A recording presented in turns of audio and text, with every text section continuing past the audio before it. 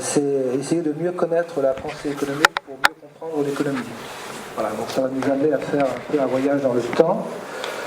L'idée m'est venue l'année dernière, à peu près à la même époque, quand François Hollande a présenté ses vœux à la presse et qu'il a utilisé une expression qui n'a pas forcément été bien entendue par la majorité des Français, mais qui, pour les gens qui s'intéressent à l'économie, avait du sens. Il a dit l'offre crée sa propre demande. Bon. Pour les économistes, cette phrase, cette citation, en fait, c'est une loi d'un économiste libéral du XVIIIe siècle, de la fin du XVIIIe siècle, qui s'appelle Jean-Baptiste Say, qui n'est pas forcément très connu. Il était aussi industriel dans le sucre. Hein, donc là, ça vous dit peut-être davantage quelque chose. Voilà. Et la deuxième interrogation, suite à cette affirmation du président de la République, c'était de se dire, finalement, les théories économiques, même les plus anciennes, peuvent trouver leur traduction dans les politiques économiques qui sont conduites aujourd'hui. Donc finalement, pour essayer de comprendre ce qui se passe aujourd'hui, il est sans doute utile d'avoir quelques rudiments, au moins, sur cette histoire de la pensée économique qui existe au moins depuis la Renaissance et même un peu avant, qui est intervenu, qui s'est posé à partir de strates comme ça, qui se sont superposées au fil du temps. Et ça me paraissait intéressant de pouvoir faire ce lien entre la pensée économique et puis la politique économique qui est conduite aujourd'hui. Pas plus tard que cet après-midi, vous l'avez peut-être entendu à la radio, le président de la BCE, Mario Draghi, a décidé de lancer une grande opération de politique monétaire qu'on appelle en anglais le quantitative easing. Bon, je ne vais pas en parler davantage ce soir, en plus on ne sait pas forcément beaucoup de choses sur cette politique, mais elle est d'inspiration keynésienne, très clairement. Et face à lui, pendant des mois, Mario Draghi a dû faire face à l'opposition farouche de l'Allemagne, d'Angela Merkel en particulier, mais aussi des dirigeants de la Bundesbank, qui sont sur une position que l'on qualifie d'ordo-libérale. Voilà. Et ce clivage libéral keynésien, finalement, existe en gros depuis les années 30, du siècle dernier évidemment, et continue à structurer encore pas mal la pensée économique aujourd'hui et les politiques économiques qui sont conduites. Voilà. Donc c'est pour ça que ça me paraissait intéressant. Je pourrais vous donner d'autres exemples. 2 grands prix Nobel d'économie, que vous connaissez peut-être, je ne sais pas, Friedrich Hayek, un Autrichien, Milton Friedman, un Américain, ont eu le prix Nobel, le premier en 1974, le second en 1976, donc 2 années seulement après. Ils ont profondément influencé et accompagné la politique économique qui a été conduite en Angleterre par Margaret Thatcher et aux États-Unis à partir de 1980 par Ronald Reagan. Voilà, je pourrais comme ça multiplier les exemples. Alors, une petite galerie de portraits d'économistes que vous connaissez peut-être plus ou moins, peut-être pas. Il y en a un qui est peut-être un peu plus connu que d'autres, en haut à droite, si vous voyez ce que je veux dire. Je vais peut-être les prendre dans la chronologie quand même. En haut à gauche, vous avez Adam Smith, qui est le père du libéralisme, économiste écossais, philosophe également. À l'époque, on pouvait être philosophe et économiste. C'est une époque révolue aujourd'hui. J'en reparlerai.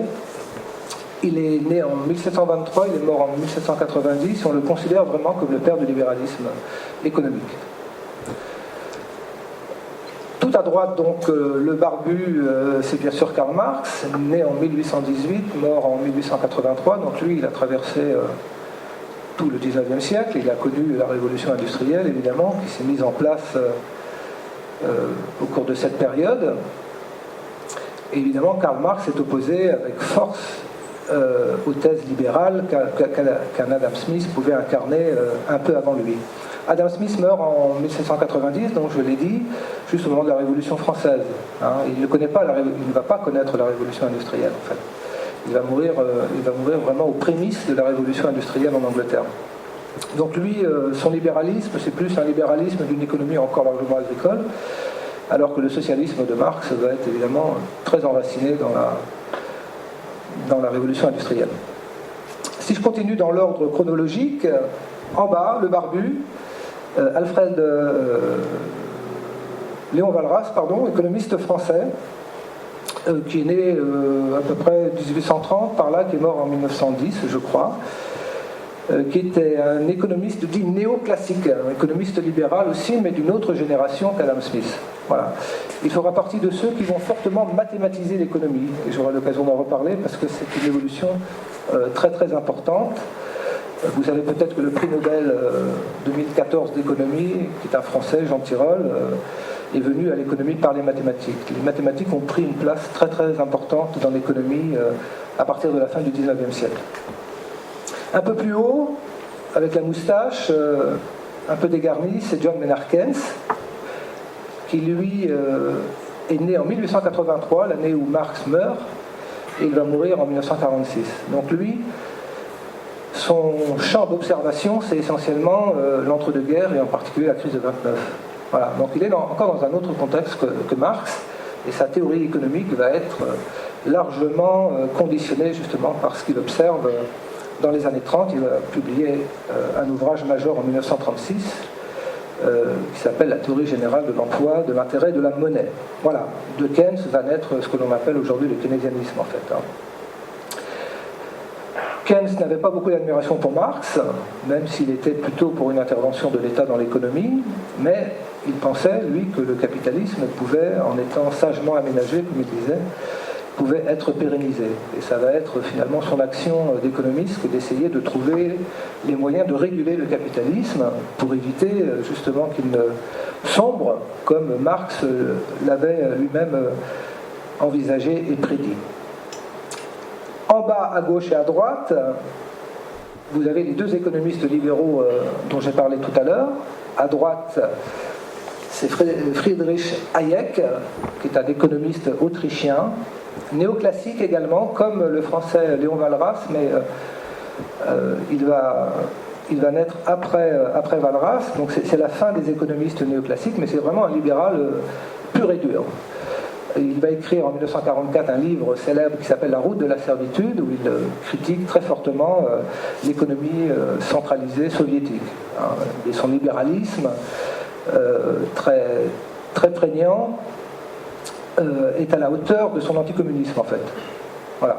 Il sera prix Nobel d'économie en 1974. Bon. Il va être éclipsé par Keynes dans les années d'après-guerre, mais il va revenir un peu sur le devant de la scène dans les années 70, au moment où le keynésianisme, lui, va être confronté au premier choc pétrolier.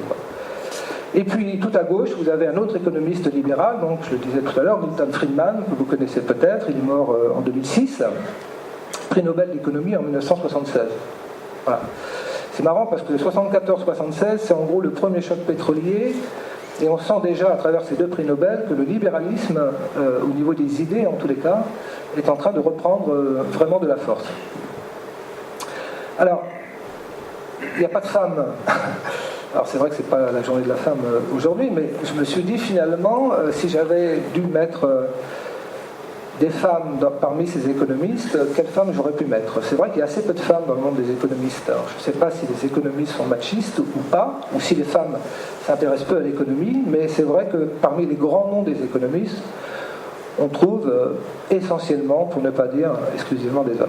Alors, je me suis dit, bon, je vais quand même en trouver quelques-unes que je vais vous présenter tout de suite. Alors, j'ai entouré ces trois économistes-là parce que, je le disais à l'instant, le débat économique aujourd'hui, en 2015, continue à être structuré autour de ces personnages-là.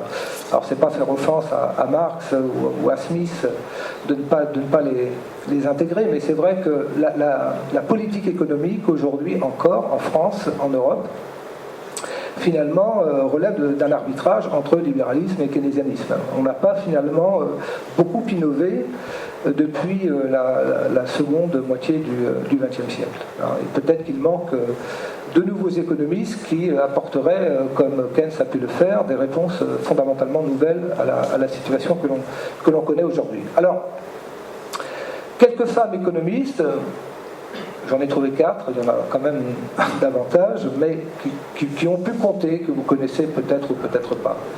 Rosa Luxembourg, qui est une révolutionnaire, mais qui est aussi une économiste, disciple de Marx. qui a prolongé un peu l'œuvre de Marx en écrivant un livre en 1913 assez important, L'accumulation du capital, docteur en économie, bon, mais aussi révolutionnaire comme Marx. Elle va être à l'origine du parti social-démocrate allemand, dans lequel elle va jouer un rôle important. Elle va fonder aussi le parti social-démocrate polonais. Elle va prendre ses distances avec le parti social-démocrate allemand qu'elle ne va trouver pas suffisamment révolutionnaire, et elle va s'engager dans un mouvement à la fois pacifiste et d'extrême gauche. Et elle sera assassinée en 1919. Une deuxième, John Robinson, pas forcément plus connue non plus, qui elle est une disciple de Keynes. Elle a travaillé dès les années 30 auprès de Keynes, et elle est morte en 1983, donc elle a eu l'occasion de prolonger l'œuvre de Keynes après la mort de Keynes, puisque Keynes lui est mort en 1946. Elle aurait pu, paraît-il, recevoir le prix Nobel d'économie, puisque le premier prix Nobel d'économie, qui n'est pas un prix Nobel en fait, a été décerné en 1969, et on a pensé, dans les premières années, dans la décennie 70, attribuer le prix Nobel d'économie à John Robinson.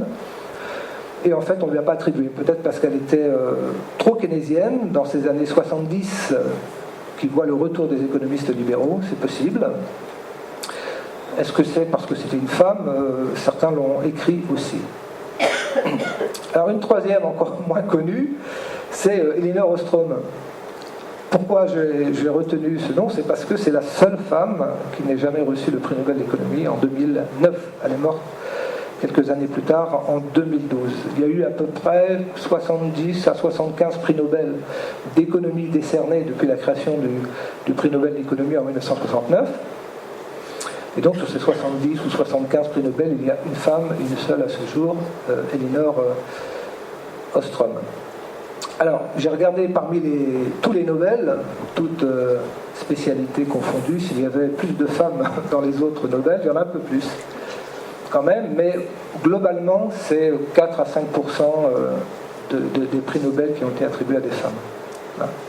Alors, un mot sur le prix Nobel d'économie. Donc, quand Alfred Nobel crée au début du XXe siècle, je ne sais plus en quelle année, 1906 ou 7, je ne sais plus exactement, le prix Nobel, il ne pense absolument pas à l'économie. Pour lui, l'économie n'est pas une science, d'abord. Donc, prix Nobel de médecine, oui, prix Nobel de physique, prix Nobel de chimie, voilà. Et puis, prix Nobel de littérature et prix Nobel de la paix. Voilà, ça s'arrête là. Et donc, il y a une dotation qui est accordée au prix Nobel chaque année, et la cérémonie a lieu à peu près au mois de novembre. Et puis, on ne sait pas trop pourquoi, et je ne saurais pas vous dire pourquoi, en 1969 est créé un prix Nobel d'économie. Bon. Ça pose la question j'y reviendrai, du statut de l'économie, quoi. Parce que accorder un prix Nobel d'économie qui est en fait le prix de la Banque de Suède, qui n'est pas encore une fois en mémoire d'Alfred Nobel, mais qui n'est pas un véritable prix Nobel. Donc, c'est sans doute pour affirmer le caractère très scientifique de l'économie, et la crédibiliser en tant que science. Voilà. Alors qu'on s'interroge encore aujourd'hui sur le statut de l'économie. Est-ce que c'est une science? Est-ce que c'est pas une science? Certains considèrent que l'économie relève de l'idéologie. Bernard Maris, récemment décédé, considérait que l'économie était une religion, que le libéralisme et le communisme étaient finalement deux religions qui s'opposaient, mais des religions quand même. Voilà. Donc lui, il refusait, et j'avais lu un de ses papiers quand Jean Tirole a eu le prix Nobel en 2014.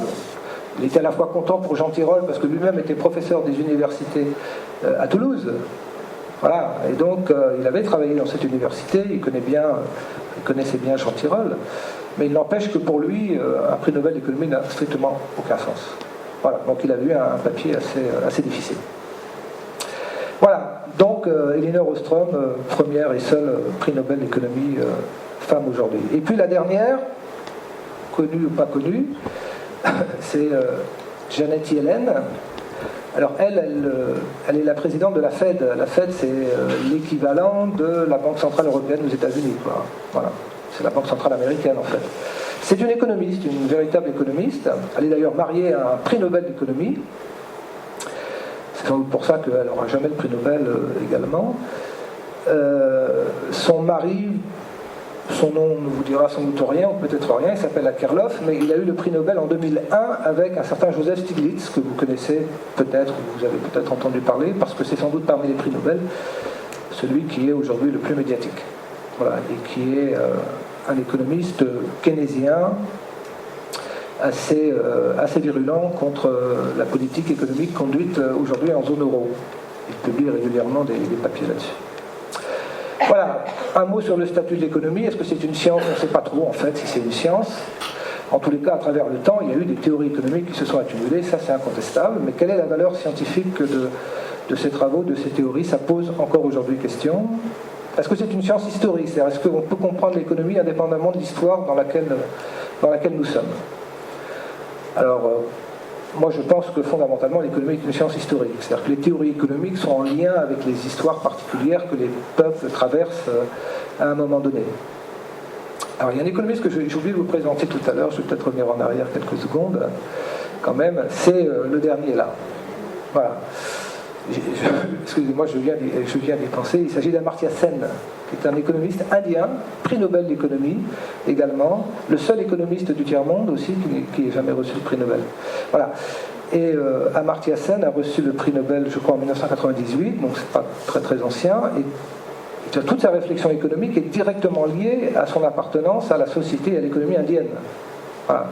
De la même manière que Marx n'aurait pas été Marx sans la révolution industrielle, que Keynes n'aurait pas été Keynes sans la crise de 29, Amartya Sen n'aurait pas été Amartya Sen sans ses origines, son histoire. Bon.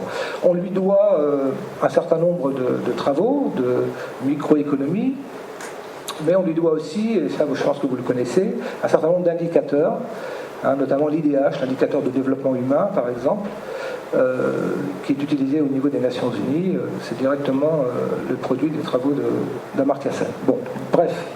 Je reviens donc au problème du statut de l'économie. Moi, je pense que c'est une science historique, mais c'est un point de vue qui est discuté encore aujourd'hui et qui est contesté. Est-ce que c'est une science politique? Voilà, deuxième question. Pendant très longtemps, l'économie s'est appelée l'économie politique. Voilà. À peu près jusqu'à Léon Walras, que je vous ai présenté tout à l'heure, qui a formalisé, mathématisé l'économie et qui est devenue, à ce moment-là, la science économique. Donc le terme de politique disparaît de l'intitulé, et jusqu'à aujourd'hui encore le terme que l'on emploie c'est le terme de science économique et non plus d'économie politique. Bon, est-ce que c'est une science sociale? Donc quelle est l'influence que peuvent avoir les phénomènes sociaux, les mouvements sociaux sur les théories économiques et aussi sur les politiques économiques qui sont décidées? Là encore, il y a débat. Il y a aujourd'hui en France un débat entre des économistes orthodoxes, comme on dit, qui sont plutôt partisans d'une vision science économique assez neutre, politiquement et socialement, et qui considèrent que les questions sociales ne relèvent pas vraiment du champ de l'économie. Et puis vous avez des économistes en France qui ont constitué un mouvement qu'on appelle les économistes atterrés, je ne sais pas si ça vous dit quelque chose, qui eux considèrent qu'au contraire on ne peut comprendre l'économie qu'en l'enracinant dans la structure sociale. Voilà. Et je sais que, pour l'avoir lu dans la presse, qu'une rencontre a été demandée auprès du ministre de l'Éducation nationale et de l'enseignement supérieur, Najat Vallaud-Belkacem, pour que soit créée une deuxième branche au sein des économistes, à côté de la science économique, créer une deuxième discipline qui serait économie et société. Voilà. Ce qui créerait une scission dans le monde des économistes, puisqu'actuellement il n'y a qu'une association d'économistes, c'est l'association française de la science économique, voilà, qui est majoritaire. Mais devant le peu de reconnaissance que ces économistes hétérodoxes, comme on les appelle, ont aujourd'hui dans le débat, eh bien ils ont demandé à ce que soit créée une deuxième école de pensée à l'intérieur des économistes en France. Et je crois savoir que la ministre a refusé la création de cette deuxième école de pensée française, hétérodoxe. Alors, quelques définitions de l'économie, je vais vous en donner deux ou trois. Bon, voilà, ça c'est une définition de la fin du 19e siècle. On retrouve Léon Walras, l'idée que de toute façon, l'économie, c'est une sorte de mathématique qui calcule, donc l'économie calcule, d'où la formalisation mathématique qui va se développer à partir de cette époque. Et on va essayer de voir comment, grâce à ces calculs mathématiques, l'économie va pouvoir être mieux appliquée. Voilà. Donc les mathématiques sont au centre de la science économique dans ce cas-là. Une autre définition d'un économiste keynésien, et on voit bien les différences qu'il y a, c'est un économiste américain. Voilà, il dit, il est beaucoup plus nuancé, la science économique associe les vertus de la politique à celles de la science. Donc il ne renie pas les mathématiques, mais il y a aussi quand même les questions politiques qui se posent et qui font de l'économie une véritable science sociale. Voilà. Donc ça montre bien, encore une fois, le clivage très net qu'il y a à l'intérieur du monde des économistes aujourd'hui. Puis une dernière, que je trouve assez drôle, d'un économiste américain, qui dit: un économiste c'est un expert qui saura parfaitement vous expliquer demain pourquoi ce qu'il a prévu hier ne s'est pas passé aujourd'hui. Donc c'est une analyse un peu critique, évidemment, de l'incapacité qu'ont les économistes à prévoir. Il n'y a pas forcément de caractère prédictible dans l'économie. On l'a vu au moment de la crise de 2007-2008, et je vais vous en parler tout de suite en quelques mots. La science économique n'est pas sortie véritablement grandie de la crise de 2007. Alors, vous connaissez peut-être cette anecdote, la reine d'Angleterre, nous sommes le 25 novembre 2008, donc quelques semaines après la chute de Lehman Brothers, donc là on sait qu'on rentre dans une période de crise assez grave. Elle réunit tout l'aéropage des grands économistes anglais, de la London School of Economics, et elle leur dit: mais finalement, pourquoi personne n'a rien vu venir? Voilà, en disant aux économistes: mais pourquoi vous, économistes, vous n'avez rien vu venir? Il paraît-il que les économistes anglais étaient assez embarrassés pour répondre à la reine. Bon, alors, pour quelles raisons? Alors, j'ai essayé de réfléchir très rapidement. Bon, parce que l'économie, c'est complexe. Franchement, il faut éviter de la simplifier à l'extrême ou de la caricaturer. C'est vrai qu'il y a beaucoup de gens qui viennent sur les plateaux de télévision, qui tiennent des discours économiques à peu près articulés, à peu près cohérents, mais sur des problématiques assez simples. Dès qu'on rentre un peu dans la complexité, je ne suis pas sûr qu'aucun économiste soit en capacité véritablement de comprendre aujourd'hui l'économie dans un champ plus que mondial, avec de multiples facteurs qui interfèrent dans le champ de l'économie, des événements, y compris géopolitiques, qui des fois peuvent aussi avoir un impact sur l'économie. Donc c'est franchement une discipline d'une très grande complexité, et parfois les économistes manquent, eux, un peu de simplicité et d'honnêteté intellectuelle pour reconnaître la difficulté de leur discipline. Deuxième raison, les économistes sont aujourd'hui très spécialisés, hyper spécialisés. Ce n'était pas le cas au XIXe siècle. J'ai dit Marx était philosophe et économiste, Smith était philosophe et économiste. Aujourd'hui, ça n'est plus possible. Quelqu'un comme Jean Tirole, par exemple, il a découvert l'économie sur le tard. Il a fait Polytechnique, c'était un matheux, un mathématicien avant tout, et finalement il est venu à l'économie par les mathématiques. Voilà. Et le profil de Jean Tirole, c'est le profil des économistes que l'on trouve aujourd'hui. Troisième raison, la modélisation mathématique, qui aujourd'hui est enseignée dans toutes les universités, et pour être un économiste aujourd'hui, il vaut mieux savoir être un expert en mathématiques. Voilà. Et un certain nombre d'intellectuels trouvent très, très excessif ce virage de l'économie vers la formalisation mathématique.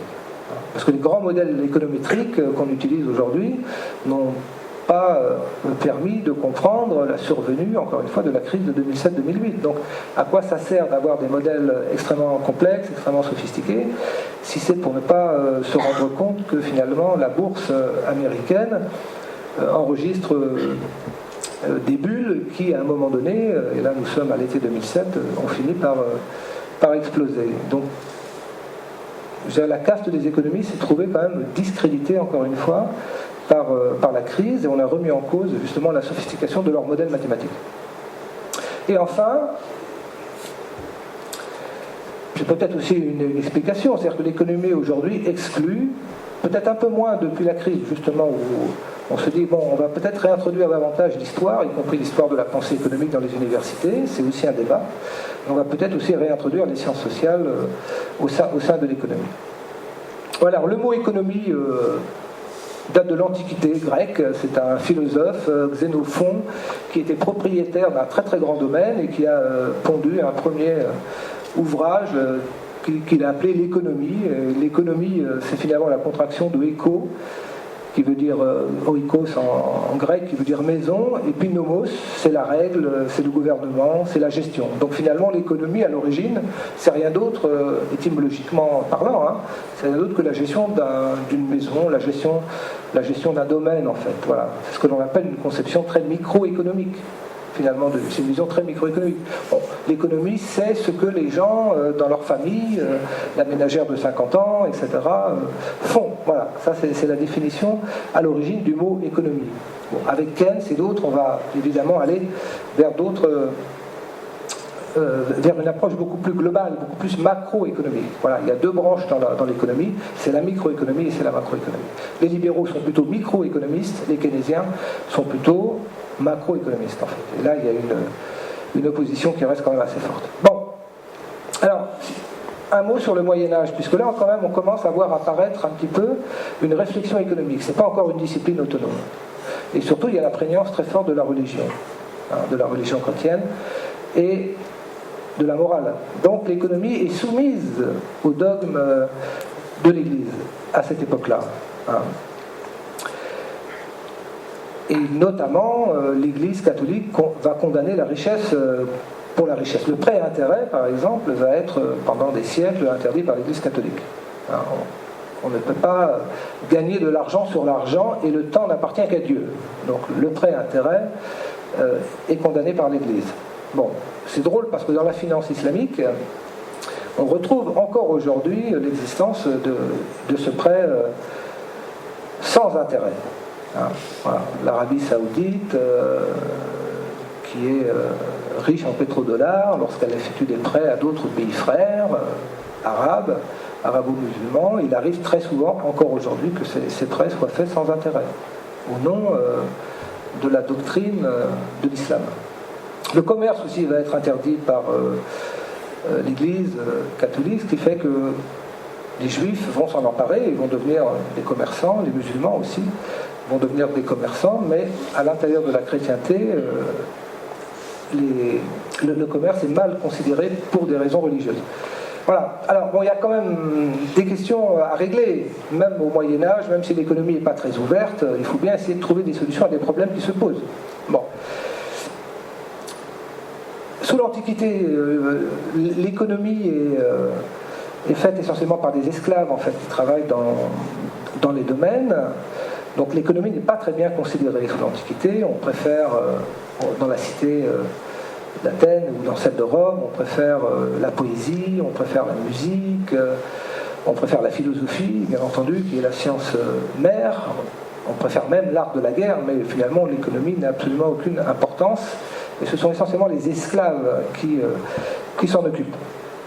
Avec Thomas d'Aquin, en particulier l'école scolastique du Moyen-Âge, on va réhabiliter le travail comme une activité que Dieu peut parfaitement reconnaître. Jésus lui-même était un artisan, et ses disciples aussi.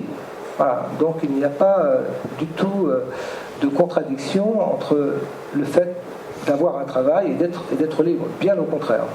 Donc on réhabilite le travail. Deuxième question qui se pose, dans les échanges qui se font quand même dans les foires partout en Europe, même si les économies sont relativement fermées, il y a quand même des échanges qui se font, la question du juste prix se pose. C'est-à-dire, lorsque l'on échange, comment fixer la valeur d'un produit contre un autre produit. Voilà. Et Thomas d'Aquin va être un des premiers à proposer ce que l'on va appeler la valeur travail. C'est-à-dire qu'en gros, ce qui mesure la valeur d'un bien, c'est le temps de travail qui a été nécessaire pour fabriquer ce bien. Voilà. Donc si un bien a mis 2 fois plus de temps à être produit qu'un autre, eh bien il aura une valeur 2 fois supérieure. Voilà. Thomas d'Aquin ajoute, en plus de la valeur travail, il faut aussi tenir compte peut-être des personnes. Peut-être qu'il y a une personne qui est plus riche que l'autre. Si par exemple le vendeur est plus riche que l'acheteur, on peut imaginer que dans un but chrétien, le vendeur baisse son prix pour permettre à l'acheteur de l'obtenir. Et inversement, si c'est l'acheteur qui est plus riche, il peut accepter de payer davantage au vendeur si le vendeur est plus pauvre. Voilà ce qu'il y a derrière cette notion du juste prix. C'est-à-dire que le prix n'est pas fixé de manière définitive, il est aussi l'objet d'une négociation entre acheteur et vendeur. On retrouve ça aujourd'hui encore dans un grand nombre de pays Et je dirais que même dans le droit français, un prix peut toujours se discuter, se négocier. Et enfin, et ça va aussi être important pour la suite, Thomas d'Aquin légitime la propriété privée. Voilà. Il rejoint la pensée d'Aristote contre celle de Platon. On dit que Platon a été le premier des communistes. Aristote, déjà, lui, dans ses écrits, défendait la propriété privée et le commerce, et Thomas d'Aquin s'inscrit dans cette idée. Alors, je vais un peu vite. La Renaissance. Donc la Renaissance, c'est bien sûr des innovations techniques très importantes, et c'est bien sûr la découverte de nouvelles contrées lointaines, et surtout l'ordre du Nouveau Monde, et qui va modifier complètement la perception que les économies européennes, qui restent profondément religieuses, mais qui vont quand même chercher à s'accaparer. La richesse pour la richesse était condamnée par l'Église sous le Moyen-Âge, elle va devenir un objectif en soi. Voilà. Et donc, c'est bien sûr l'Espagne, le Portugal, puis la France qui vont essayer d'accumuler le plus possible de ces métaux précieux venus de ces nouveaux continents, en particulier d'Amérique latine, or et argent. Voilà. L'Espagne en premier, elle ne va pas forcément d'ailleurs en faire grand-chose sur le plan économique. La France va profiter aussi de cet or et de cet argent du Nouveau Monde. C'est Colbert qui va profiter de cette richesse pour essayer de commencer à industrialiser un peu le pays, d'où le nom de colbertisme qu'on rencontre aujourd'hui. Voilà, Antoine de Montchrétien, qui est poète et économiste. Vous voyez, on pouvait aussi être poète et économiste, qui est conseiller, je crois, du roi Louis XIII, qui va dire « Ceux qui sont appelés au gouvernement des États doivent en avoir la gloire, l'augmentation et l'enrichissement pour leur principal but. » Donc les choses sont claires. L'enrichissement doit se faire ici, mais au profit des princes. C'est-à-dire que l'économie devient politique, mais elle est au service des princes. Voilà. Et les pays d'Europe se font régulièrement la guerre, ils ont donc besoin les uns et les autres de pouvoir s'enrichir le plus possible pour pouvoir conquérir de nouveaux territoires. Cette période de la Renaissance lance peut-être la première grande théorie économique, peut-être que ça vous dit quelque chose, on l'appelle le mercantilisme. C'est un système économique assez fermé, assez protectionniste.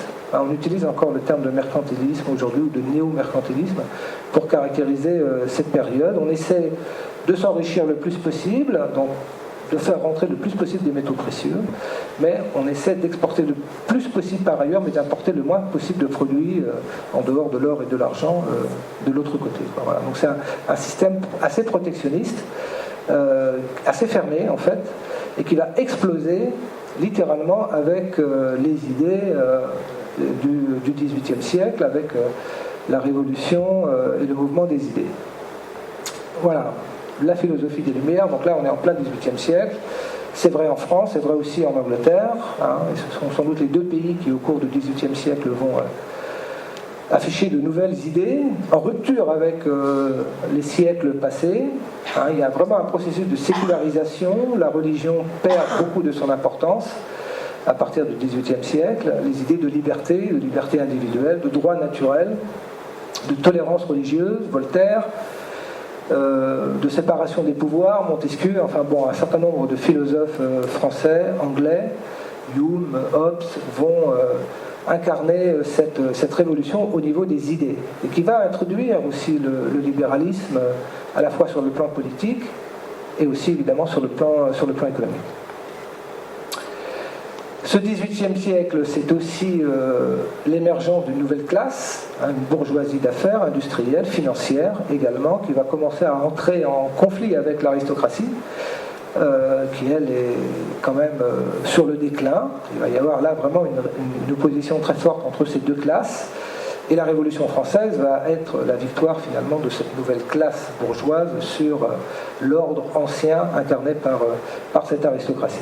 Bon. C'est pas pour autant que 99% de la population vit bien, et on commence à s'en apercevoir. Un économiste français, François Quesnay, médecin et économiste, médecin du roi Louis XV, lui, il va écrire au roi cette phrase qui est restée célèbre: pauvres paysans, pauvre royaume, pauvre royaume, pauvre roi. Donc l'économie politique peut être au service du roi, bien sûr, mais elle doit aussi quand même commencer à s'intéresser d'un peu plus près à la condition des gens, des sujets de Sa Majesté qui vivent de plus en plus mal dans le pays. Bon, une trentaine d'années après, il y aura évidemment la Révolution française. Voilà, donc il y a un peu un élargissement du concept d'économie politique. Il y a en tous les cas une interrogation pour essayer d'étendre cette économie, en faire profiter également le peuple. Voilà. On arrive à la Révolution. Il y a 17 articles dans la Révolution, j'en ai pris 2. Le deuxième, pour bien montrer à quel point ce mouvement des idées, finalement, s'est trouvé imprimé dans la Déclaration des droits de l'homme et du citoyen. Voilà. Donc, tout ce qui apparaît sur le slide précédent, c'est-à-dire la reconnaissance des droits naturels, la liberté, la séparation des pouvoirs, tout ça, ça se retrouve dans la Déclaration des droits de l'homme. Voilà, alors j'ai retenu ces 2 articles, pourquoi ? Parce que sur le plan économique, ils ont évidemment leur importance. Lorsque l'on dit ces droits sont la liberté, la propriété, la sûreté et la résistance à l'oppression, voilà, on jette les bases là du libéralisme sur le plan politique et plus encore sur le plan économique. On retrouve finalement le rôle de l'État qui se dessine ici, parce que l'État a quel rôle ? Garantir la liberté, première fonction. Deuxième fonction, garantir aussi la propriété. La sûreté, c'est la sécurité intérieure. Et la défense, c'est la résistance à l'oppression. Donc on retrouve finalement les missions, ce qu'on appelle les missions de l'État gendarme libéral. Il n'y a aucune mission de l'État dans l'économie, puisque l'économie, elle échappe totalement au niveau du pouvoir politique. Ce qui sera le cas pendant un certain nombre de siècles, jusqu'aux années 30, 40, d'après-guerre, où là l'État va commencer à intervenir, avec Keynes finalement, va commencer à intervenir dans l'économie, et ça va donner ce que l'on appelle aujourd'hui la politique économique. Bon, la propriété est un droit inviolable et sacré, et nul ne peut en être privé. Voilà. Donc le modèle économique qui se dessine au moment de la Révolution, c'est vraiment un modèle économique fondé sur le libéralisme économique. Voilà, donc le libéralisme, il apparaît dans cette période, dans ce XVIIIe siècle, en France, en Angleterre. Certains auteurs disent que le libéralisme économique est né en France même, que les plus grands économistes libéraux, en tous les cas les premiers économistes, sont français. Bon. Et les libéraux américains connaissent beaucoup mieux les premiers libéraux français que même en France, souvent, on les connaît, ils sont finalement aujourd'hui assez oubliés. Alors, le premier mouvement libéral va s'appeler la physiocratie. Physio comme pouvoir, ou gouvernement, comme nature, et cratie comme pouvoir. Voilà, c'est le gouvernement de la nature. Donc on reprend l'idée d'un ordre naturel des choses, en fait, de lois naturelles, et qui vont finalement donner le socle de ce que doit être le système économique. C'est un mouvement libéral sur le plan économique, mais ce n'est pas un mouvement libéral sur le plan politique. On n'en est pas encore à associer libéralisme économique et libéralisme politique, puisque les physiocrates sont partisans de la monarchie absolue. Et François Quesnay, donc cet économiste médecin, le dit très clairement en 1758, il faut vraiment que l'autorité souveraine politique soit unique. D'accord ? Mais par contre, sur le plan économique, là, clairement, le libéralisme va s'affirmer progressivement dans cette deuxième moitié du XVIIIe siècle. Un certain nombre de ces économistes, Turgot par exemple, va même devenir ministre de Louis XVI en 1774, et il va faire la promotion de la liberté des denrées, par exemple. C'est-à-dire qu'il y avait un certain nombre de prix qui étaient administrés par la monarchie, et lui va prôner finalement que les denrées puissent être vendues sur un marché libre. Voilà. Et ce qui va provoquer des chutes de cours qui vont conduire aussi un certain nombre de paysans finalement à s'opposer à ce libéralisme économique naissant, et ce sera aussi une des raisons des graves crises de la fin du XVIIIe siècle qui vont conduire à la Révolution française. Donc on a déjà dans la politique économique de Louis XVI, à la fin de son règne, les premières applications de ce libéralisme économique. Voilà. Alors il y a Dupont de Nemours qui a une phrase qui est assez intéressante. Il dit, finalement, l'ordre naturel, c'est la constitution physique que Dieu lui-même a donnée à l'univers. Voilà, c'est intéressant de s'arrêter un instant sur cette définition de l'ordre naturel. Vous voyez que la référence à Dieu, elle est présente dans le libéralisme naissant, en tous les cas. Il va y avoir une sécularisation qui va se faire, mais au début au moins, la référence à Dieu, à la religion, à cet ordre naturel transcendant, finalement, s'impose à tous les hommes. Et finalement, les lois de l'économie rentrent, comme les lois de la physique, comme les lois de l'astronomie. C'est-à-dire, entre les lois de l'économie et les lois de la gravitation, il n'y a pas beaucoup de différence. Voilà. Donc il faut maintenir l'équilibre à l'intérieur de l'économie, comme cet équilibre est maintenu dans les autres sciences, en astronomie, en physique. On retrouve la physique de Newton, finalement, est assez proche de la conception que l'on a de l'économie. Voilà. Ça veut dire que l'économie va s'auto-équilibrer. Voilà. Ça, c'est très intéressant. Ça veut dire qu'il ne faut pas d'intervention extérieure dans l'économie, parce que ces interventions vont rompre ou vont remettre en cause cet ordre naturel des choses. Voilà. Et donc c'est pour ça que le libéralisme au départ est quand même un peu d'essence religieuse de ce point de vue. Et l'institution qui va jouer ce rôle finalement d'assurer à l'économie son équilibre, c'est le marché. Voilà. Et je vais y revenir. Voilà. Donc le monde est gouverné par des lois physiques et morales qui sont immuables. Et l'économie rentre dans le champ de ces disciplines-là. Donc le marché tout de suite va devenir pour les libéraux, pour les premiers libéraux, l'institution centrale de cette économie qu'on n'appelle pas encore capitaliste, mais en tous les cas libérale, parce que le terme de capitalisme va apparaître un peu après. On préfère parler de libéralisme. Donc le marché, c'est l'institution centrale. Il faut un environnement concurrentiel pour que le marché fonctionne bien. Il faut encourager la concurrence le plus possible. Ça veut dire déprotéger. La loi Le Chapelier de 1791, par exemple, va complètement dans ce sens. Avant la loi Le Chapelier, les marchés, les secteurs économiques sont protégés. C'est pour ça qu'on a comparé la loi Macron un peu à la loi Le Chapelier il n'y a pas très très longtemps. Il s'agit de déréglementer, de déprotéger un certain nombre de secteurs qui étaient à l'époque fortement protégés. Donc la loi Le Chapelier va introduire en 1791, donc on est au tout début de la Révolution française, à son niveau, va introduire la liberté sur les marchés. Voilà, il y a un économiste français qui n'est absolument pas connu.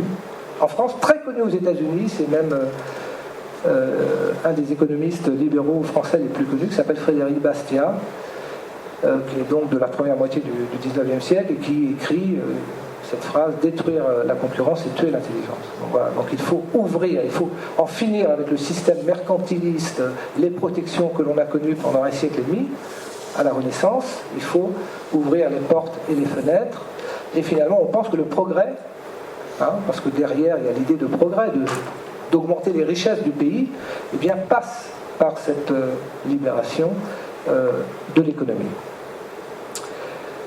Et donc la propriété privée, elle est constitutionnalisée, je dirais, dans la Déclaration des droits de l'homme, est au cœur aussi de ce dispositif. Donc on a marché, concurrence et propriété privée. Adam Smith, l'économiste de profil que je vous ai présenté tout à l'heure, le dit clairement.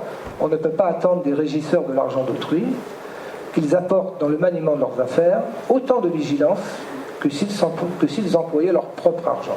Donc si on veut que l'économie soit efficace, eh bien, il faut qu'elle soit confiée à ceux et à celles qui ont quelque intérêt à faire prospérer leurs propres affaires. Et comme ça, l'économie ne s'en portera que mieux. Alors, ça c'est ce que l'on appelle aussi la parabole du boucher, qui est toujours dans la même œuvre d'Adam Smith, qu'on a ressorti il n'y a pas très très longtemps. Je l'ai aussi entendu à la radio, je crois. Ce n'est pas de la bienveillance du boucher, du marchand de bière, du boulanger que nous attendons notre dîner, mais bien du soin qu'ils apportent à leurs intérêts. Nous ne nous adressons pas à leur humanité, mais à leur égoïsme. Voilà.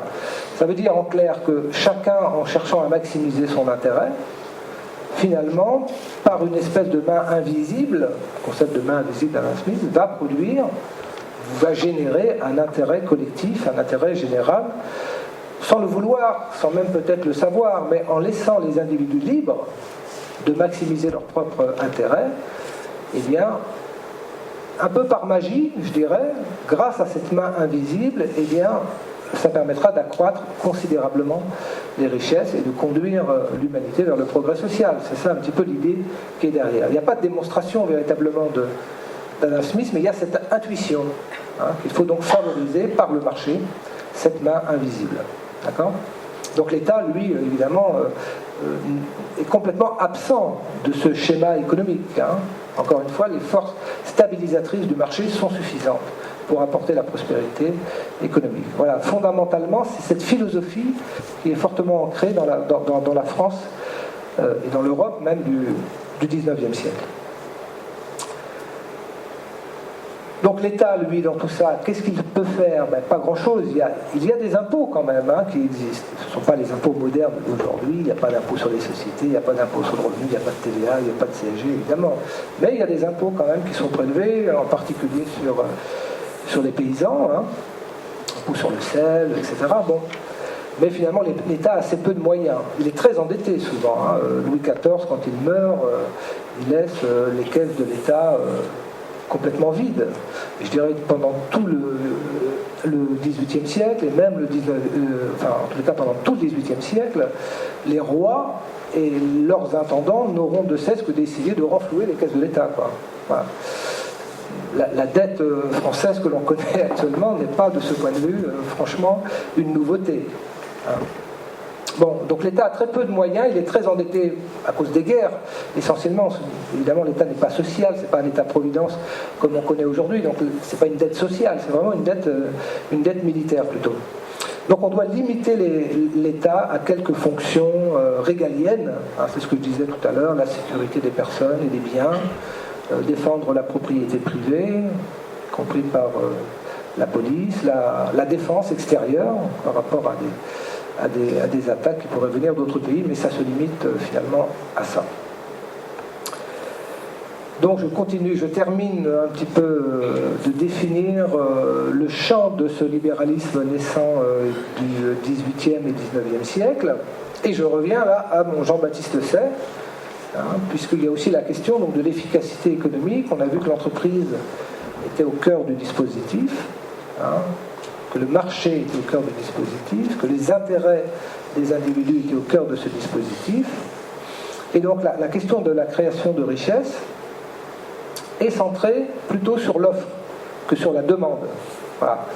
Les libéraux, et encore aujourd'hui, dans le débat actuel en France, il y a toujours aujourd'hui cette opposition entre est-ce qu'il faut favoriser une politique de l'offre, sous-entendu en direction des entreprises, pour qu'elles soient plus compétitives et qu'elles permettent de générer de la richesse, ou est-ce que le problème de la France ou de l'Europe aujourd'hui, c'est un problème qui est lié à la demande.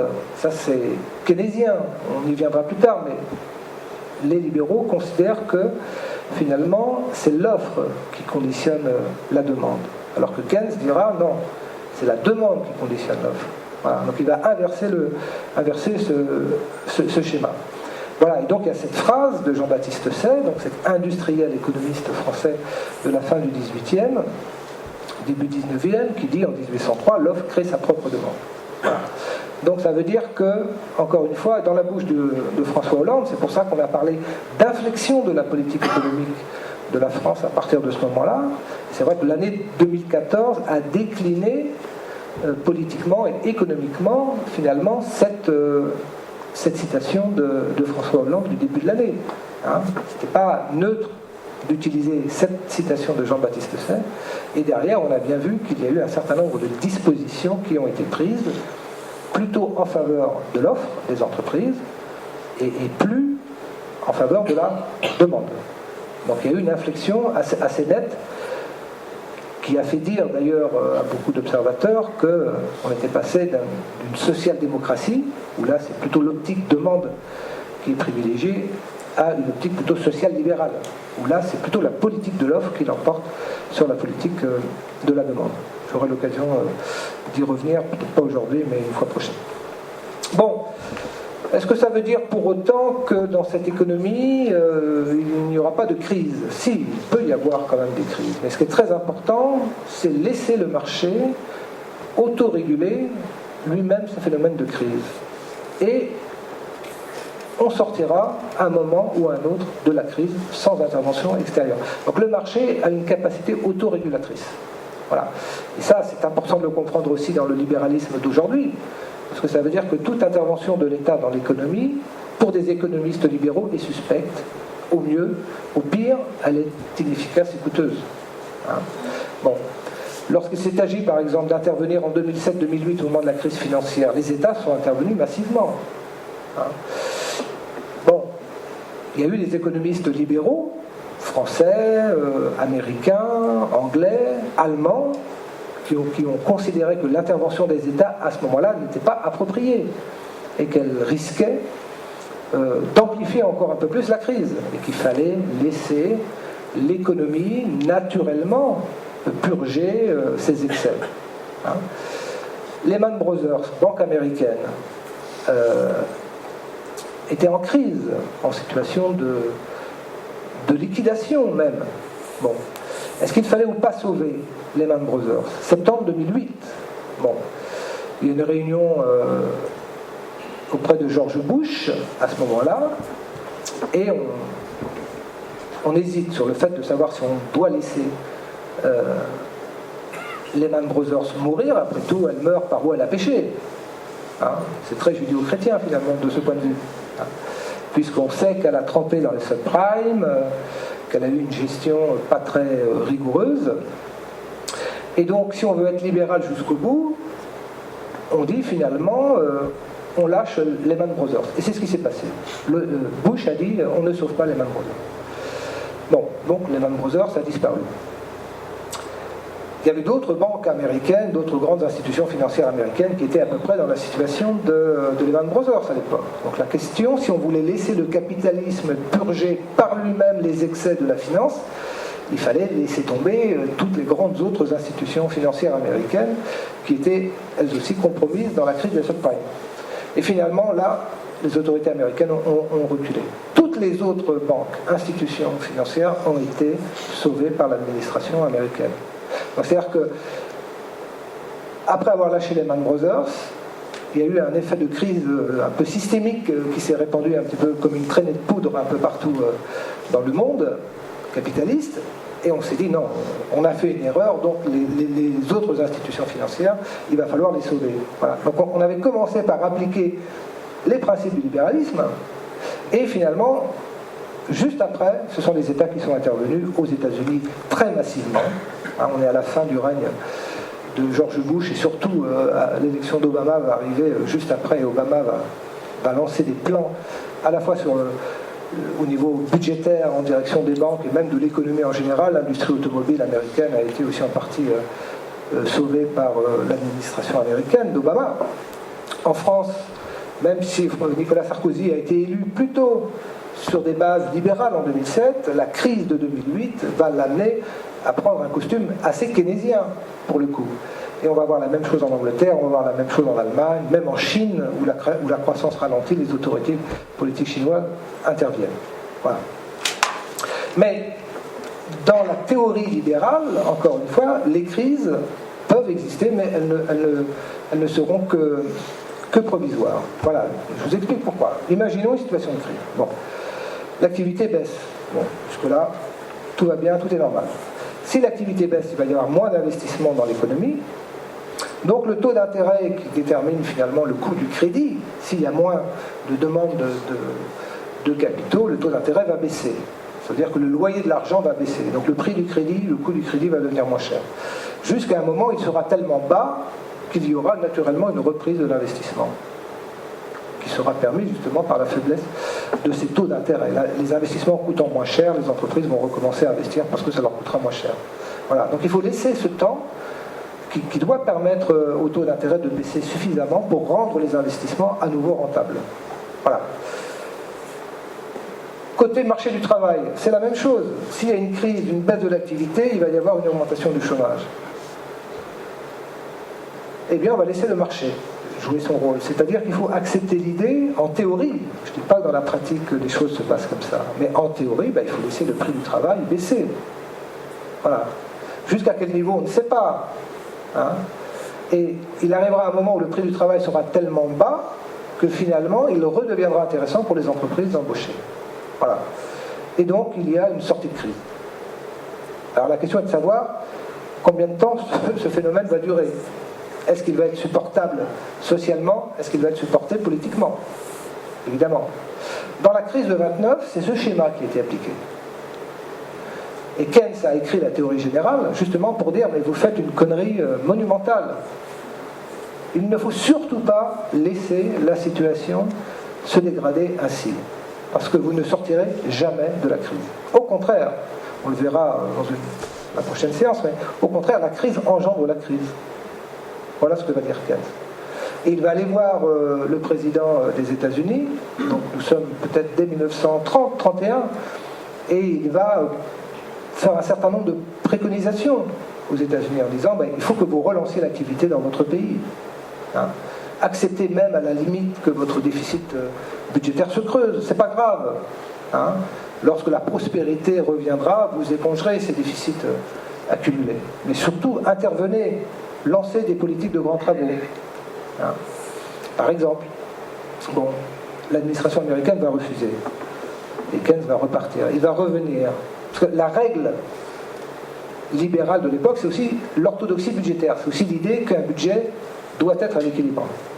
Toujours. Voilà. Et les préconisations de Keynes, évidemment, creusent les déficits. Et ça, l'administration américaine ne peut pas l'accepter. En France, la crise, elle va arriver peut-être dans les années 32-33, un peu plus tard quand même. Hein, tant que ça traverse l'océan, il s'est passé quelques années. Bon, lorsque la crise arrive, le réflexe est de dire, pareil, on laisse le mécanisme de la résolution naturelle de la crise. Donc, baisse des salaires. C'était une politique de déflation salariale, comme on dit. Celle que la Grèce, l'Espagne, le Portugal connaissent d'ailleurs aujourd'hui. Hein. Il y a eu une déflation salariale, c'est-à-dire une baisse des salaires assez importante.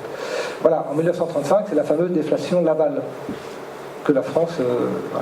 et qui finalement ne va pas forcément, nécessairement, et la question se pose aujourd'hui de la même manière pour ces pays du sud de l'Europe, finalement la situation en France dans les années 30 ne va pas s'améliorer.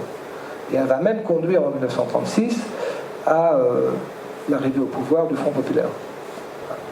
Bon, mais il y a cette idée, et elle est toujours ancrée aujourd'hui dans les têtes des économistes libéraux, ou des libéraux en général, c'est que mieux vaut finalement ne pas intervenir, ça va être douloureux, mais le fait d'intervenir sera pire encore.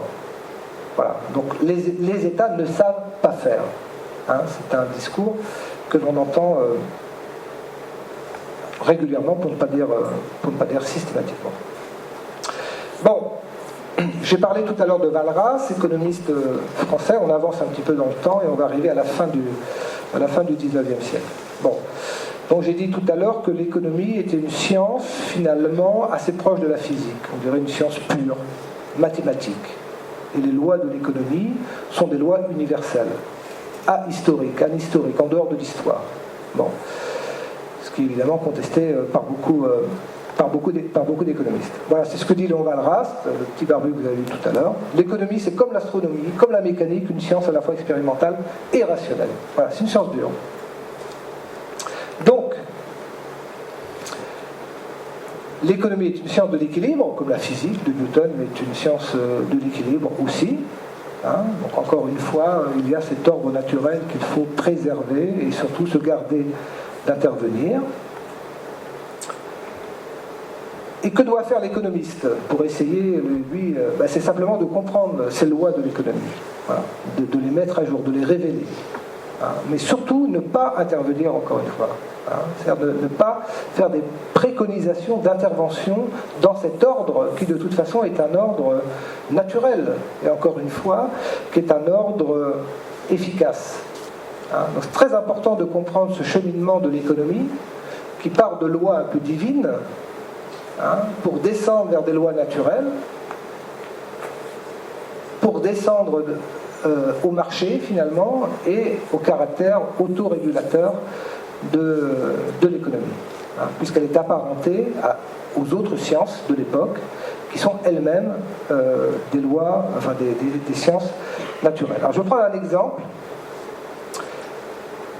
Ça, c'est un graphique que tous les étudiants en économie connaissent. qui date de la fin du 19e siècle, que l'on doit à un économiste néoclassique anglais, Marshall. On appelle la croix de Marshall. Bref, voilà, là on est sur le marché du travail, et on dit, bon, finalement, sur ce marché du travail, il y a deux acteurs. Il y a des salariés et il y a des entreprises, des employeurs. Les salariés, c'est la courbe verte qui monte, c'est l'offre de travail. Bon. Et on dit, ce qui paraît assez rationnel, que finalement, les salariés seront d'autant plus nombreux sur le marché du travail que leur salaire sera élevé.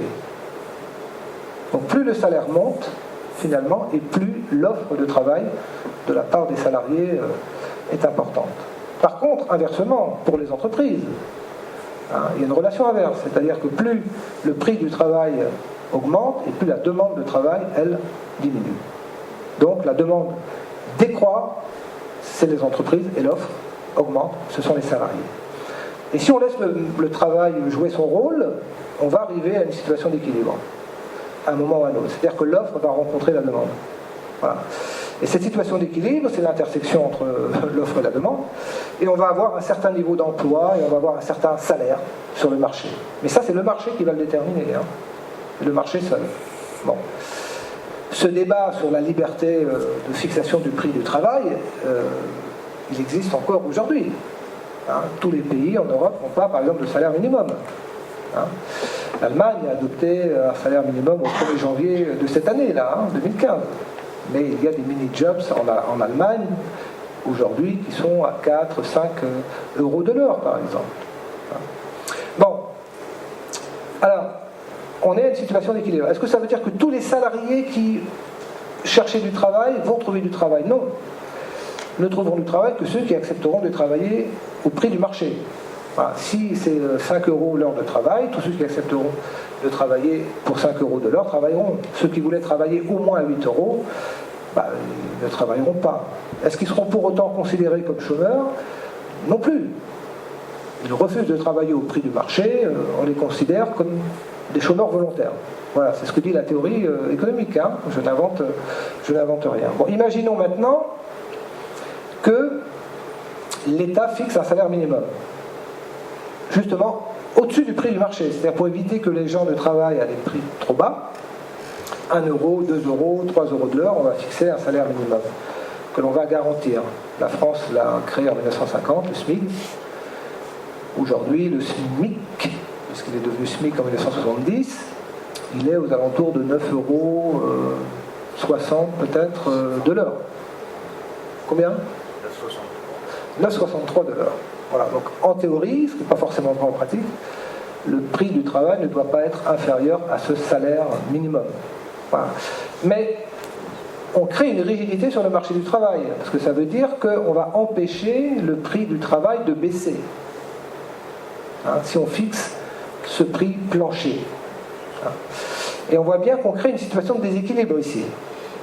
Parce qu'à ce prix-là, supérieur au prix du marché, la quantité offerte est très supérieure à la quantité demandée. QO est très supérieur à QD, ce qui est assez logique. C'est-à-dire qu'il y a beaucoup de salariés qui sont prêts à travailler à ce prix-là, mais il y a assez peu d'entreprises qui sont prêtes à les embaucher à ce prix-là. Donc, disent les libéraux, finalement, ce salaire minimum, en créant une rigidité, est responsable du chômage. Donc si on veut résoudre la question du chômage, eh bien, il ne faut pas qu'il y ait de salaire minimum. Il faut, encore une fois, laisser les forces du marché trouver le point d'équilibre en fonction du jeu, de l'offre et de la demande. Voilà. En théorie libérale. Encore une fois, dans la pratique, la tendance n'est pas franchement celle-là, puisque l'Allemagne, qui est pourtant un pays plutôt libéral sur le plan de la théorie économique, ordolibéral même on dit, a introduit un SMIC au 1er janvier. Mais il y a encore beaucoup de pays dans le monde où il n'y a pas de ce salaire minimum. Voilà, donc il faut supprimer ce salaire minimum. Ça veut dire accepter de voir le prix du travail baisser, et on va revenir à la situation d'équilibre. Parce qu'on a voulu créer un SMIC jeune en France, par exemple, c'était ce genre de débat, de réflexion que l'on avait en tête. Donner de la flexibilité au marché du travail. Voilà, ça c'est dans la doctrine libérale. que l'on retrouve dans tous les manuels d'économie. Alors, je ne sais pas combien de temps il me reste. Ça fait à peu près 1 heure. Ouais. Thierry, 1 demi-heure.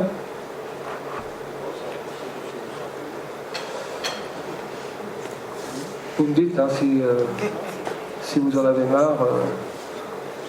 L'idée c'était que j'aille jusqu'au bout des libéralismes, y compris jusqu'au libéralisme d'aujourd'hui, pour aborder la prochaine fois le marxisme et surtout le keynésianisme. Voilà. Alors, bon, je vais essayer d'accélérer un petit peu. Alors, troisième phase du libéralisme. La première, c'est les physiocrates, début, milieu du XVIIIe. Après, on a les classiques. Là, c'est le XIXe. Et à la fin du XIXe, on voit apparaître un nouveau courant libéral, qui est le courant de Walras d'ailleurs, et que l'on va appeler le courant néoclassique, les nouveaux classiques. Ce sont des nouveaux libéraux. On ne va pas dire néolibéraux encore, on va dire néoclassiques. Mais bon, ce sont des libéraux. Hein. Et l'originalité de ce mouvement, c'est qu'il va fleurir un petit peu partout en Europe. On va le trouver en Angleterre, on va le trouver en France, on va le trouver en Suisse, on va le trouver en Autriche. Hein, j'ai parlé de Hayek tout à l'heure. Hayek, c'était un néoclassique autrichien. Bon, bref. Voilà. Et donc, c'est dans ce courant de pensée que l'on va introduire fortement les mathématiques. Jusqu'à Walras, l'économie est essentiellement une économie littéraire. On écrit beaucoup en économie, on calcule assez peu. Avec les néoclassiques, c'est surtout ça qu'il faut retenir, eh bien, on va scientifiser l'économie. Et ça va véritablement devenir une science mathématique à part entière. Moi, quand j'ai fait mes études d'économie à Nantes, dans les années 70, je me souviens, et j'étais étonné de voir à quel point les mathématiques étaient présents à l'université. On avait des cours de maths pure, et lorsque l'on faisait de l'économie, on faisait encore des mathématiques. Et moi, qui ne connaissais pas l'économie, j'avais fait un bac scientifique, j'ai été effaré de voir à quel point les mathématiques pouvaient avoir une importance aussi grande dans une filière économique. Et ça date véritablement de cette époque-là, de la fin du XIXe siècle. Alors, voilà. Par exemple, bon, je ne vais pas commenter du tout. Je me suis amusé à aller chercher sur Internet quelques figures de style. Mais dans le monde de l'économie, hein, on n'est pas dans les mathématiques pures, on est vraiment dans l'économie ici. Hein. Ce sont des problèmes économiques que l'on résout grâce à l'outil mathématique. Voilà. Donc, fin 19e, le 20e siècle aussi, je dirais encore aujourd'hui, hein, ce débat existe sur la place des mathématiques dans l'économie, certains la trouvent évidemment excessive. Mais le visage de l'économie va s'en trouver radicalement changé. Et le mot d'économie politique va disparaître. Et la science économique va apparaître, et va s'affirmer. Désormais, l'économie est une science pure et dure. Alors, il y a peut-être un argument un peu politique pour expliquer cette évolution. 19e siècle, c'est la révolution industrielle, c'est Marx. Le manifeste du Parti communiste est publié en 1848, il y a la révolution en France en 1848. Le Capital commence à être publié en 1867, il y a la Commune de Paris en 1870. C'est-à-dire que ces économistes-là, Marx et d'autres, hein, qui font de l'économie politique, évidemment, à des fins politiques, clairement, et même révolutionnaires, on en a un peu marre, finalement, de ces économistes qui utilisent l'économie à des fins politiques. D'accord ? Donc, utiliser les mathématiques, c'est objectiver l'économie et dire que finalement, l'économie n'a pas grand-chose à voir avec la passion des hommes, que l'économie, c'est une science neutre, politiquement, qui cherche à démontrer et qui ne cherche pas à faire la révolution. Voilà.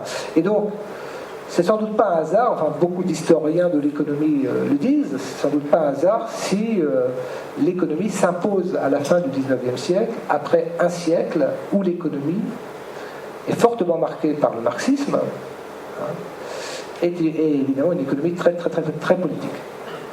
Là, l'économie devient scientifique. Voilà, et ce mouvement néoclassique va perdurer jusque dans les années 30. C'est-à-dire que cette doctrine libérale, avec un État gendarme, va réussir à s'imposer jusqu'à la crise de 29. Et comme je l'ai dit tout à l'heure, lorsque la crise de 29 éclate, contrairement à celle de 2008, je rappelle qu'en 2008, je l'ai dit tout à l'heure, les gouvernements interviennent tout de suite. Même George Bush, qui est pourtant d'obédience libérale, va intervenir, et Obama, évidemment, après lui. Dans toute l'Europe, les États se mettent à intervenir dans les jours qui suivent. Au moment de la crise de 29, c'est pas ce qui se passe. Les États n'interviennent pas. On laisse les forces du marché faire leur œuvre. Et leur œuvre, ça ne va pas être la sortie de la crise. Au contraire, ça va être une économie qui va s'enfoncer progressivement dans la crise. C'est la montée de la misère aux États-Unis, bien entendu, d'abord, mais aussi en Europe. Il n'y a pas de filet de sécurité, évidemment, il n'y a pas de couverture sociale à l'époque. Donc, c'est la soupe populaire. C'est les gens qui vivent et qui dorment dans les rues, très massivement, par milliers, ce qui n'est quand même pas tout à fait le cas aujourd'hui dans nos économies en crise, parce qu'il y a aujourd'hui quand même des filets de sécurité, même si la crise est quasiment aussi violente en termes de chômage que celle des années 30. Mais le contexte, quand même, l'État-providence est passé par là. Et on le mesure dans la situation d'aujourd'hui. Voilà, et donc c'est là que Keynes va apparaître et finalement va faire les préconisations d'intervention de l'État pour corriger cette spirale du marché qui conduit l'économie à s'enfoncer de plus en plus dans la crise. Voilà. Et donc à partir des années 30, peut-être 40, là aussi les économistes ne sont pas forcément d'accord là-dessus, parce que 29, est-ce que c'est la politique keynésienne qui a permis à l'économie de sortir de la crise des années 30 ? Il y en a qui disent, mais finalement c'est la guerre. Le keynésianisme va être la politique qui va être suivie par Hitler, par exemple. Que le rôle, la main visible de l'État, un des tout premiers à appliquer les principes de Keynes, c'est-à-dire de l'intervention de l'État, de la relance de l'économie par l'État, ça va être le keynésianisme de guerre d'Hitler, dès 1933. En 1936, Léon Blum, qui est un ami de Keynes, qui correspond assez régulièrement avec lui, va mettre en place aussi un keynésianisme plus social, plus pacifique. On lui reprochera d'ailleurs de ne pas avoir réarmé d'ailleurs suffisamment tôt. Voilà. Mais on ne peut pas dire véritablement que les politiques keynésiennes aient réussi à sortir l'économie de la crise. En fait, l'économie va s'enfoncer jusqu'à la guerre et la montée des populismes, du totalitarisme en Europe dans les années 30. Donc le keynésianisme, en fait, j'en reparlerai, il va surtout se mettre en place après la guerre, au moment où Keynes meurt. Quand on parle de politique keynésienne, on pense aux 30 Glorieuses, en fait. En gros, 1945-1975. Voilà. Mais Keynes est mort en 1946. Bon, en tous les cas, toute la deuxième partie du XXe siècle va être keynésienne. Une bonne partie, en tous les cas. Donc le libéralisme a été dominant, je dirais, on a dit à peu près du milieu du XVIIIe jusqu'au milieu du XXe, pendant 2 siècles, il a dominé sans partage. Et à partir de la fin de la Deuxième Guerre mondiale, c'est une nouvelle doctrine économique qui va s'imposer, et j'y reviendrai après. C'est ce que l'on appelle encore aujourd'hui le keynésianisme. Alors, je vais terminer quand même assez vite. Parce qu'il y a une troisième phase du libéralisme, c'est ce que l'on appelle le néolibéralisme, qui apparaît surtout dans les années 70. Friedman, Hayek sont les figures de ce néolibéralisme. Alors, Hayek, quand même, dès 1947, c'est le début de l'hégémonie keynésienne, je l'ai dit tout à l'heure. Mais lui, toujours fidèle à sa philosophie libérale, va créer, on pourrait dire aujourd'hui un think tank, un groupe de réflexion de libéraux du monde entier, qu'il va appeler la Société du Mont Pèlerin. Voilà. Et les économistes libéraux qui ont envie de faire pièce à Keynes, même si Keynes est mort l'année d'avant, en tous les cas, ils ont envie de faire pièce aux idées keynésiennes, ils vont essayer de renouveler la pensée libérale à l'intérieur de ce think tank. La Société du Mont Pèlerin, on va trouver Friedman, il va y aller très très vite, des économistes français, un prix Nobel, Maurice Allais par exemple, qui va avoir le prix Nobel en 1988, il va se retrouver dans cette association, et puis beaucoup d'autres. Voilà. Et ils vont travailler dans l'ombre de Keynes, enfin en tous les cas de la politique keynésienne, pendant à peu près une trentaine d'années. Et ils vont véritablement triompher à la fin des années 70. Mais déjà, le renouveau de la pensée libérale existe dès la sortie de la guerre. Mais personne ne les écoute. Et puis, il y a la crise des années 70, et là, clairement, l'œuvre de Hayek, de Friedman, retrouve audience partout, aux États-Unis, en Europe. Hein. Et je l'ai dit tout à l'heure, ces deux économistes vont influencer Margaret Thatcher, qui va être élue en 1979, sur des bases libérales. Je crois même que le soir de son élection, elle a Hayek au téléphone. C'est dire la proximité idéologique. Et si vous allez sur Internet et vous vous intéressez à ça, et que vous allez chercher autour de... Vous tapez Hayek, Friedman, Thatcher, et vous allez voir à quel point ces deux prix Nobel, qui ont été prix Nobel peu de temps avant, vont influencer la politique menée en Angleterre à ce moment-là, et aux États-Unis. Et Ronald Reagan le dit très clairement, et on voit bien que là, c'est un coup d'arrêt qui est porté à l'hégémonie du keynésianisme aux États-Unis, hein, pas en France, évidemment, mais aux États-Unis. Ne demandez pas à l'État de résoudre votre problème, car votre problème, c'est l'État. Voilà. Et là, clairement, au niveau doctrinal, il y a un renouveau de la pensée libérale. Voilà.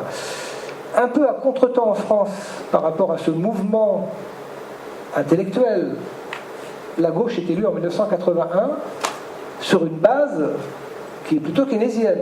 Clairement, le programme de François Mitterrand en 1981, il est keynésien.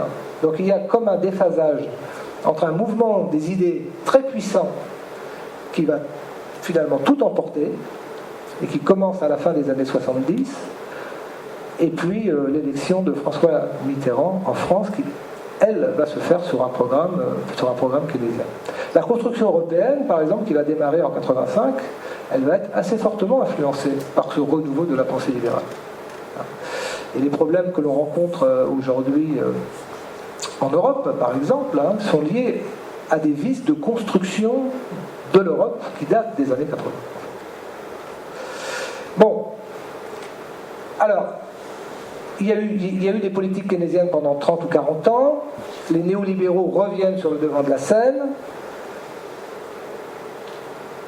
et ils disent il faut commencer par diminuer le rôle de l'État. Voilà. Réduire le rôle de l'État et réduire la politique économique. L'interventionnisme de l'État, ça suffit. C'est ce que dit Ronald Reagan. Voilà. Et Hayek reprend la parabole du boucher d'Adam Smith, donc 3 siècles avant, et il dit le véritable libéral est celui qui est convaincu que la libre négociation entre les hommes est le meilleur moyen d'arriver aux arrangements les plus satisfaisants et que les solutions imposées par une autorité centrale, l'État, seront toujours moins satisfaisantes que ces arrangements. Voilà. Donc c'est clairement un retour au libéralisme originel, d'une certaine manière. Retour du marché. Donc la France nationalise en 1981-82 la droite républicaine très libérale en 1986 avec Jacques Chirac, je crois, qui est le premier ministre de cohabitation de François Mitterrand, si je me souviens bien. Tout de suite, le programme qui est appliqué est un programme libéral, profondément libéral. Et il y a donc un détricotage des nationalisations du début des années 80. Également du droit du travail, qui va commencer à être également remis en cause à partir de 1986 également. Voilà, donc il y a véritablement un retour du marché. Et on l'observe également en France. Mais on va même plus loin. Il y a même des économistes libéraux américains, Gary Becker, prix Nobel lui aussi en 1992, et ça va vous intéresser, je pense, qui va considérer qu'on peut même étendre le marché en dehors même du champ de l'économie. C'est-à-dire, si on considère que les individus sont rationnels, qu'ils prennent les bonnes décisions, qui font des calculs économiques satisfaisants, comme dit Hayek, eh bien, pourquoi ne pas étendre la sphère du marché en dehors même de l'économie? Je vais donner deux exemples. Hayek s'est prononcé, par exemple, récemment, avant sa mort, Gary Becker, pardon, qui est mort lui aussi, je crois, lui tout récemment, en 2012, me semble-t-il. Il s'est exprimé en faveur du don d'organes payants. Les dons d'organes existent, mais dans la législation française, un organe n'est pas un produit qui peut être marchandisé, quoi. Bon. Il s'est exprimé aussi, je crois, sur le don du sang, de la même manière. Et il considère que c'est quand même dommage que des personnes meurent parce qu'ils ne reçoivent pas d'organes, et que donc on peut parfaitement imaginer de créer un marché des organes qui permettrait à des personnes qui ont des besoins de financement de vendre des organes qui pourraient ensuite être transplantés à des personnes qui ont ce besoin d'organes, contre argent. D'accord ? Créer un véritable marché des organes. Voilà, il a fait cette proposition. Vous pouvez aller voir sur Internet, vous tapez Becker, don d'organes, et vous allez retrouver ce que je suis en train de vous dire là. Bon. Sur le débat autour des mères porteuses, c'est aussi un petit peu ce type de problématique qu'il y a derrière, sur la marchandisation. Jusqu'où on va dans la marchandisation? Est-ce qu'il y a des limites au marché ou pas? Pour Gary Becker, non. Dans le domaine aussi judiciaire, il a fait des propositions.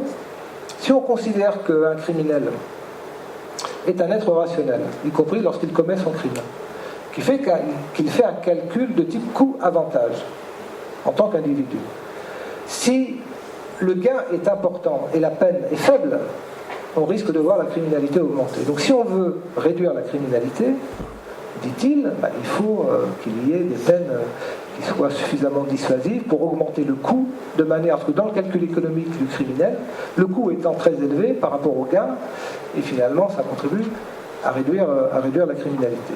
Voilà, c'est ce type de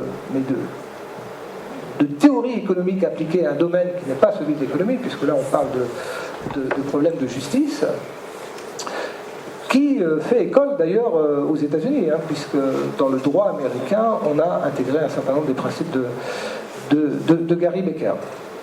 Bon, ça c'est pas forcément très important, mais quand même.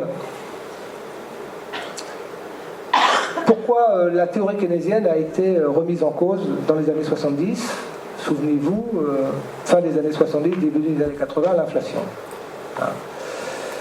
Beaucoup d'inflation.